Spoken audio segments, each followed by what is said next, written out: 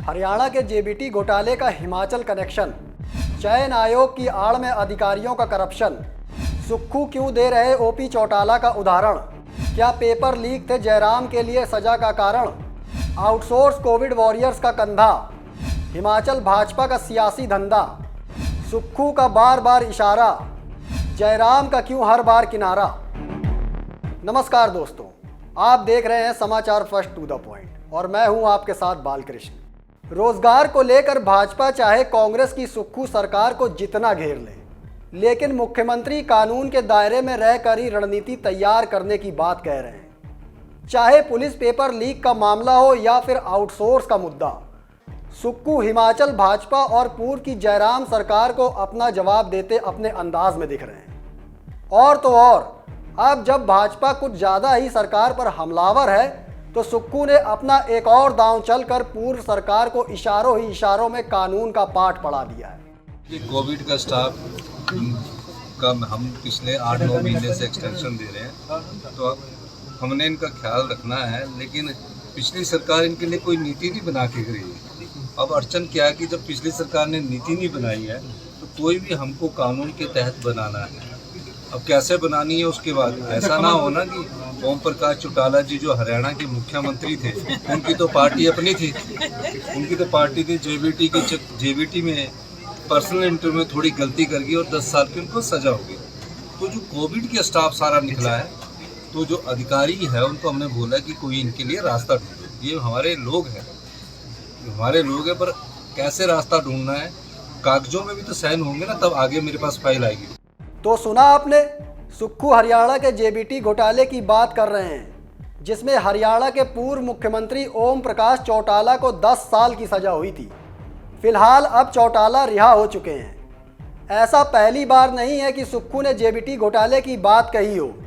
जब भी भाजपा उनसे भर्तियों या आउटसोर्स पर सवाल करती है, सुक्खू पिछली जयराम सरकार को ओपी चौटाला की सज़ा की याद दिलवा देते हैं। इतना ही नहीं, सुक्खू ने साफ किया है कि कई अधिकारियों को अब डर है कि वह भर्तियों के मामले में गंभीर रहें, नहीं तो वो कानून के शिकंजे में फंस सकते हैं। जैसे हमीरपुर चयन बोर्ड वाले मामले में अधिकारियों को जेल की हवा खानी पड़ी, लेकिन सवाल ये है कि सुक्खू बार बार जेबीटी घोटाले का शिगुफा हिमाचल में क्यों छोड़ रहे हैं। ये जानने से पहले आपको हरियाणा के जेबीटी घोटाले का इतिहास जानना पड़ेगा। हरियाणा में 2008 और 2009 में हुई जेबीटी शिक्षक भर्ती में घोटाला सामने आया था। इसमें कुल 756 शिक्षकों की भर्ती हुई थी, जिनमें से 60 शिक्षकों की भर्ती संदिग्ध पाई गई।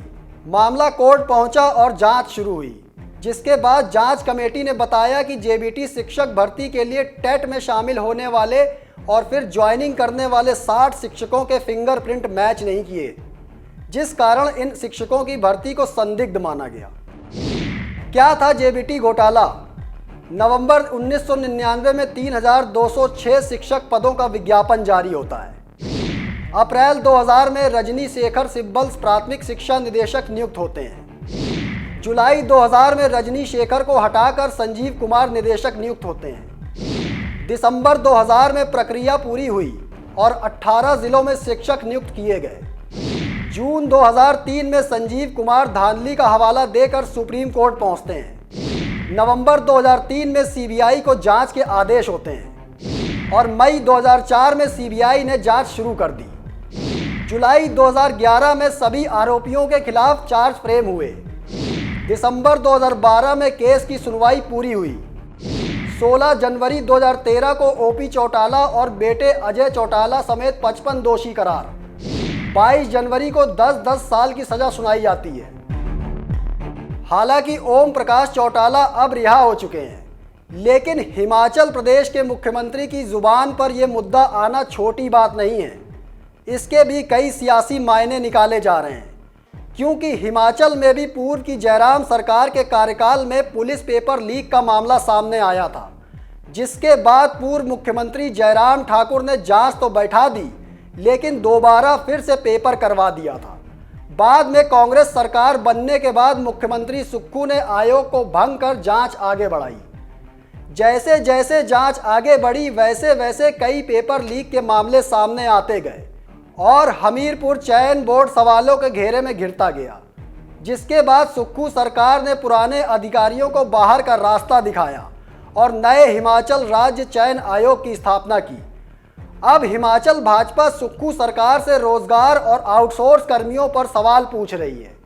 ऐसे में मुख्यमंत्री भाजपा को कानून का पाठ पढ़ाते हुए ओपी चौटाला का उदाहरण दे रहे हैं। सुक्खू का कहना है कि ओपी चौटाला जेबीटी भर्ती मामले में अपना पर्सनल इंटरफेरेंस करके बड़ी गलती कर बैठे थे। सुक्खू ये भी कह रहे हैं कि हिमाचल में जैसे जैसे जांच का दायरा आगे बढ़ रहा है वैसे वैसे रिजल्ट भी निकाले जा रहे हैं और कानून के दायरे में रहकर भर्तियां भी निकाली जा रही हैं।